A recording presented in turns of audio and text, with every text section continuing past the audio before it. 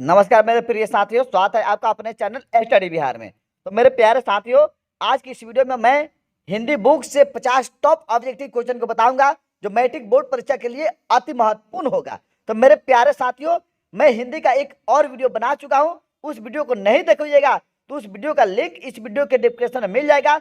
उस वीडियो को देख आप ऑब्जेक्टिव सेट मारकर अपने मैट्रिक परीक्षा की तैयारी कर सकते हैं। तो मेरे प्यारे साथियों, अगर आप चैनल पर नए हैं तो चैनल को सब्सक्राइब कर बेल आइकन प्रेस कर दे ताकि मैं कोई भी वीडियो डालूं तो उसका नोटिफिकेशन आपके पास चला जाए। तो मेरे प्यारे साथियों, मैं बता दूं कि मैं ऑल सब्जेक्ट का ऑब्जेक्टिव सेट बनाऊंगा और उस सेट को मार आप मैट्रिक परीक्षा की तैयारी कर सकते हैं। और आप सेट मारकर बताएं कि आपकी मैट्रिक परीक्षा की तैयारी जो है कैसी है, आप कितना में कितना सेट में मार सकते हैं और मार दे रहे हैं। आप उस कमेंट में भी आप बता सकते हैं कि 50 क्वेश्चनों में आपको कितना याद है, आप कितना सही मार चुके हैं।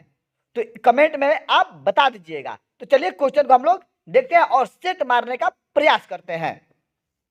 तो आपसे क्वेश्चन क्या पूछा जाएगा? फर्स्ट क्वेश्चन, पहला क्वेश्चन क्या दिया हुआ है कि मैक्स मुलर का जन्म कब हुआ था?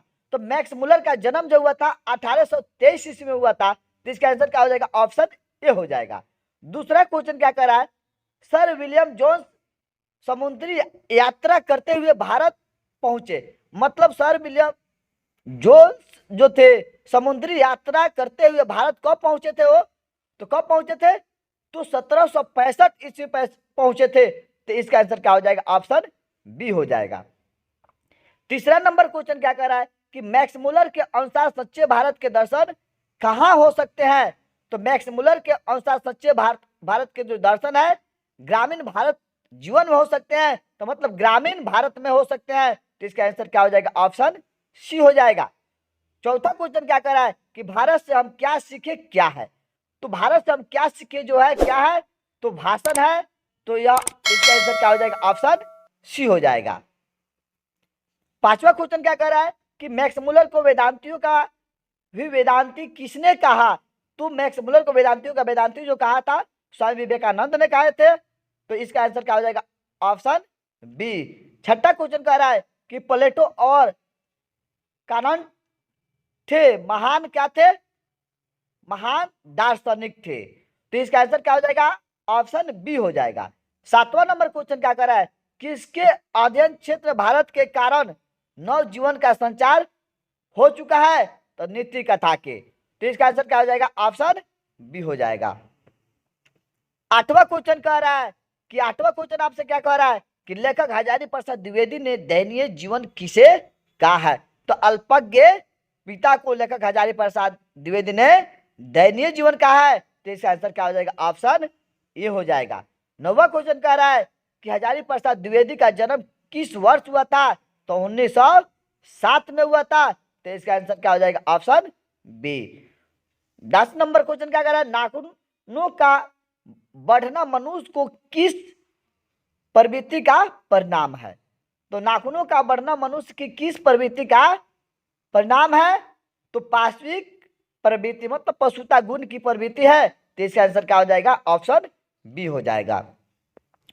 11 नंबर क्वेश्चन कह रहा है कि कामसूत्र के रचयिता का नाम क्या है? मतलब कामसूत्र जो है किनकी रचना है? तो वात्स्यायन की रचना है।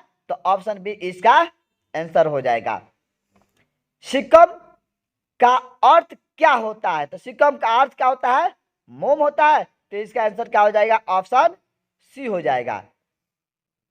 13 नंबर क्वेश्चन क्या कर रहा है? सहजात वृत्तियां किसे कहते हैं? तो सहजात वृत्तियां जो कहते हैं अनजान स्मृतियों को कहते हैं। तो इसका आंसर क्या हो जाएगा? ऑप्शन बी हो जाएगा। अब 14 नंबर क्वेश्चन क्या कर रहा है? नाखूनों का बढ़ना किसका परिणाम है? तो नाखूनों का बढ़ना मनुष्य की अंत सहजात वृत्ति का परिणाम है। तो इसका आंसर क्या हो जाएगा? ऑप्शन बी हो जाएगा। 15 नंबर क्वेश्चन कह रहा है कि आलोक पर्व शीर्षक निबंध संग्रह जो है किसकी रचना है? तो यह जो है आलोक पर्व शीर्षक निबंध जो लिखे है हजारी प्रसाद द्विवेदी के द्वारा लिखी गई है। तो इसका आंसर क्या हो जाएगा? ऑप्शन ए हो जाएगा। 16 नंबर क्वेश्चन कह रहा है कि आदमी के नाखून क्यों बढ़ते हैं? यह प्रश्न लेखक से किसने किया? तो नाखून क्यों बढ़ते हैं यह प्रश्न जो है लेखक की छोटी लड़की ने की थी, तो इसका आंसर क्या हो जाएगा? ऑप्शन बी हो जाएगा। 17 नंबर क्वेश्चन क्या कह रहा है कि पुराने कामों सब समय वांछनीय ही नहीं होता। यह पंक्ति किस शीर्षक पाठ की है? तो नाखून क्यों बढ़ते हैं? तो इसका आंसर क्या हो जाएगा? ऑप्शन ए हो जाएगा। 18 नंबर क्वेश्चन कह रहा है कि किस देश के लोग बड़े बड़े नख पसंद करते थे? मतलब किस देश के लोग जो है बड़े बड़े नख रखना पसंद, नख मतलब नाखून होता है, किस देश के लोग पसंद करते थे? तो गौर देश के। तो इसका आंसर क्या हो जाएगा? ऑप्शन डी हो जाएगा। 19 नंबर क्वेश्चन कह रहा है कि अनाम दास का पोता उपन्यास जो है किस लेखक की कृति है? तो हजारी प्रसाद द्विवेदी की कृति है। तो इसका आंसर क्या हो जाएगा? ऑप्शन ए हो जाएगा। 20 नंबर क्वेश्चन क्या कह रहा है कि हजारी प्रसाद द्विवेदी ने निर्लज अपराधी किससे कहा है? तो हजारी प्रसाद द्विवेदी जो है निर्लज अपराधी नाखून को कहा है। तो इसका आंसर क्या हो जाएगा? ऑप्शन डी हो जाएगा। 21 नंबर क्वेश्चन कह रहा है कि किसने कहा था कि सब पुराने अच्छे नहीं होते और सब नए खराब नहीं होते? तो यह कथना जो है यह किसने कहा था? तो कालिदास ने कहा था। तो इसका आंसर क्या हो जाएगा? ऑप्शन डी हो जाएगा। 22 नंबर क्वेश्चन कह रहा है कि दधीची की हड्डी से क्या बना था? मतलब दधीची की हड्डी से जो बना था इंद्र का ब्रज बना हुआ था। तो आंसर क्या हो जाएगा? ऑप्शन ए हो जाएगा। 23 नंबर क्वेश्चन कह रहा है कि द्विवेदी से किसने पूछा था नाखून क्यों बढ़ते हैं? मतलब हजारी प्रसाद द्विवेदी से किसने पूछा था? तो लेकर उनके लड़की पूछी थी। तो इसमें लड़के, लड़की, पत्नी, नौकर, तो छोटी बड़ी की बात नहीं कहा है, तो क्यों लड़की दिया है? तो ऑप्शन बी इसका आंसर हो जाएगा। दलित निबंध है, ललित निबंध क्या है? तो ललित निबंध जो है नाखून क्यों बढ़ते हैं? तो इसका आंसर क्या हो जाएगा? ऑप्शन बी हो जाएगा। 24 का आंसर क्या हो गया? बी हो गया। 25 नंबर क्वेश्चन कह रहा है कि हजारी प्रसाद द्विवेदी द्वारा रचित पाठ है। तो हजारी प्रसाद द्विवेदी के द्वारा रचित पाठ कौन है? नाखून क्यों बढ़ते हैं? तो इसका आंसर क्या हो जाएगा? ऑप्शन ए हो जाएगा। 26 नंबर क्वेश्चन कह रहा है कि नाखून प्रतीक है, नाखून किसका प्रतीक है? तो पाशवी प्रवृत्ति का। तो इसका आंसर क्या हो जाएगा? ऑप्शन ए हो जाएगा। 27 नंबर क्वेश्चन कह रहा है कि लेखक के अनुसार मनुष्य के नाखून किसके जीवन प्रतीक है? तो इसका आंसर क्या हो जाएगा? ऑप्शन सी हो जाएगा, पाशवी वृत्ति के। 28 नंबर क्वेश्चन कह रहा है कि शासक ने सिक्का चलाया जिस पर नागरी लिपि में राममिद शब्द अंकित है? तो बादशाह अकबर ने चलाया था। तो इसका आंसर क्या हो जाएगा? ऑप्शन बी हो जाएगा। 29 नंबर क्वेश्चन क्या कह रहा है कि चंद्रगुप्त द्वितीय विक्रमादित्य का व्यक्तिगत नाम क्या था? तो इसका नाम क्या था? देव था। चंद्रगुप्त द्वितीय विक्रमादित्य का व्यक्तिगत नाम जो था देव था। तो इसका आंसर क्या हो जाएगा? ऑप्शन सी हो जाएगा। 30 नंबर क्वेश्चन क्या कह रहा है कि कर्नाटक प्रदेश का श्रवण बेलगोल स्थान किसका प्रसिद्ध तीर्थ स्थल है? तो जैनों का। तो ऑप्शन डी इसका आंसर हो जाएगा।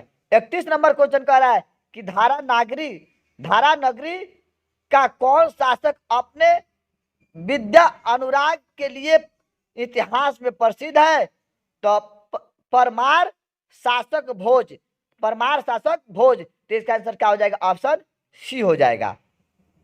32 नंबर क्वेश्चन आपसे क्या पूछ रहा है कि मराठी, नेपाली और नेवारी भाषाओं की लिपि क्या है? तो देवनागरी, मराठी, नेपाली, नेवारी भाषाएं जो है देवनागरी लिपि में लिखी जाती है। तो इसका आंसर क्या हो जाएगा? ऑप्शन डी हो जाएगा। 33 नंबर क्वेश्चन कह रहा है कि नागरी लिपि शीर्षक पाठ कहां से लिया गया है? तो भारतीय लिपियों की कहानी से। तो इसका आंसर क्या हो जाएगा? ऑप्शन ए हो जाएगा। 34 नंबर क्वेश्चन क्या कर रहा है कि भारतीय लिपियों की कहानी पुस्तक के रचयिता कौन है? तो गुणाकर मूल्य है। तो इसका आंसर क्या हो जाएगा? ऑप्शन डी हो जाएगा। 35 नंबर क्वेश्चन कह रहा है हिंदी तथा इसकी विविध बोलियां जो है किस लिपि में लिखी जाती है? मतलब हिंदी तथा इसकी विविध बोलियां जो है किस लिपि में लिखी जाती है? तो देवनागरी में लिखी जाती है। तो इसका आंसर क्या हो जाएगा? ऑप्शन सी हो जाएगा। 36 नंबर क्वेश्चन कह रहा है कि हिंदी के आदि कवि है अमीर खुसरो जो है हिंदी के आदि कवि है। तो इसका आंसर क्या हो जाएगा? ऑप्शन बी हो जाएगा।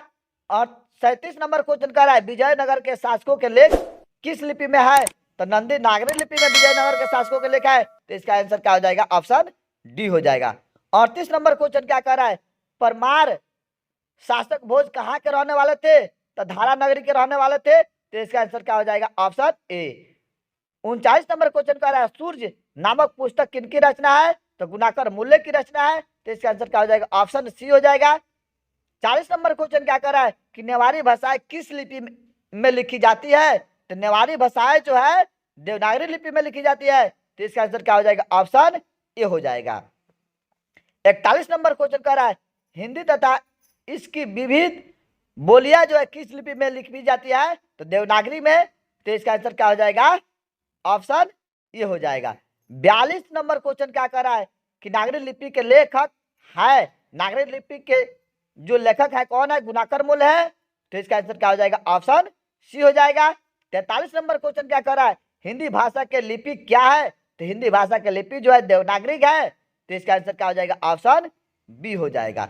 44 नंबर क्वेश्चन क्या कर रहा है दोहा कोश किसकी रचना है? तो दोहा कोश जो है श्रपात की रचना है। तो इसका आंसर ऑप्शन ए हो जाएगा। 45 नंबर क्वेश्चन कर रहा है रामायण की रचना किस भाषा में है? रामायण मतलब किस भाषा में रामायण की रचना की गई है? तो ऑप्शन ए इसका आंसर हो जाएगा। 45 का ऑप्शन क्या हो जाएगा? ए संस्कृत, मतलब रामायण संस्कृत भाषा में लिखी गई है। 46 नंबर क्वेश्चन क्या कर रहा है नागरी लिपि शीर्षक पाठ साहित्य की कौन विद्या है? तो नागरी लिपि जो है निबंध है। तो इसका आंसर क्या हो जाएगा? ऑप्शन बी हो जाएगा। 47 नंबर क्वेश्चन कह रहा है तमिल मलयालम तेलुगु कन्नड़ भाषाएं है, ये सब क्या है? तो दक्षिण भारत की है। किस कहाँ की है? दक्षिण भारत की है। तो इसका आंसर ऑप्शन डी हो जाएगा। 48 कह रहा है नागरी लिपि निबंध के लेखक जो है कौन है? तो गुणाकर मूल्य है। तो इसका आंसर क्या हो जाएगा? ऑप्शन ए हो जाएगा। सरहपाद की कृति क्या है? तो दोहा कोश। तो इसका आंसर क्या हो जाएगा? ऑप्शन ए हो जाएगा।